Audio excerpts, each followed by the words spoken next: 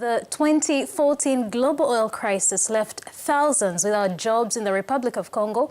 Several workers were laid off in the oil sector, the country's largest contributor to the GDP.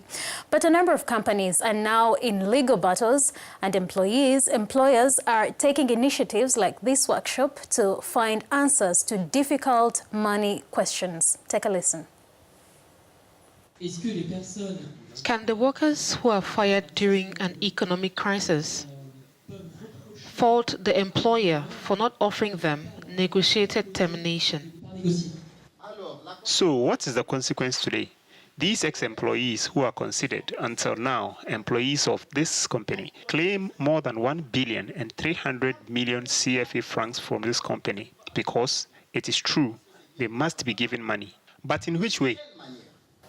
Now, the petroleum industry is dominated by multinational companies, and for most of these, reconciling profitability and labor laws is difficult. For example, companies have to go through a state committee before sacking workers and determining the amount of compensation to be paid. They must also give priority to laid-off workers when they resume recruitment.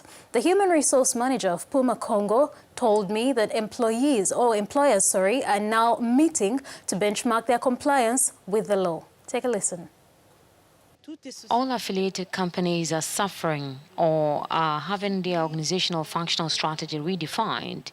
It is not easy for an employer to lay off, even if it is for economic reason.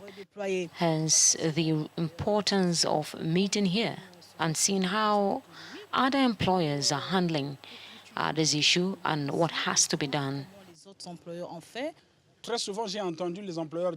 Very often, I've heard employers say that Congolese law only protects workers.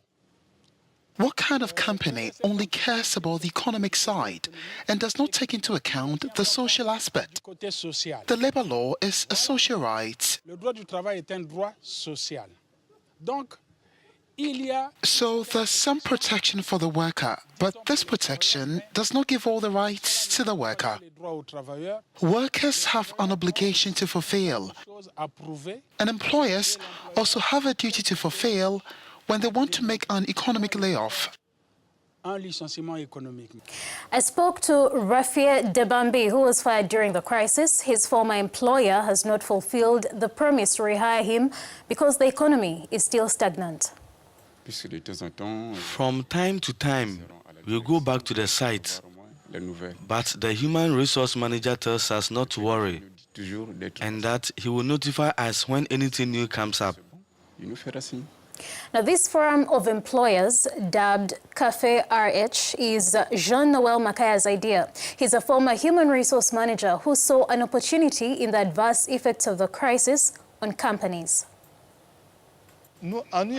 We thought that since the human resource function in the company is shared between the human resource department and the operational managers, or operational managers not from the HR background, we organized this seminar to provide them with the necessary basic knowledge that they lack about labor laws, so that tomorrow the company better manages its human resource. Because tomorrow, more than a financial goal, human capital is at the heart of the company's development. Now, as employers try to master effects of the rise and fall of an oil economy on their labor force, workers like Debambi are adjusting to unemployment by acquiring various skills with the hope to increase their chances of landing a job in the tight labor market. Here's how Debambi is adopting. I had learned welding, and in 2012, I worked in a civil engineering company. But after that, the trade I learned was not what I want to do at sea.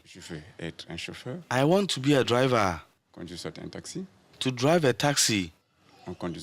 If I get a cab and I get a call, I would see how it starts. And that is what I had for you this week in Business here on the Morning Call. Share your feedback on my personal handle at AmeliaMartha1 or Africanews and Africanews FR in French.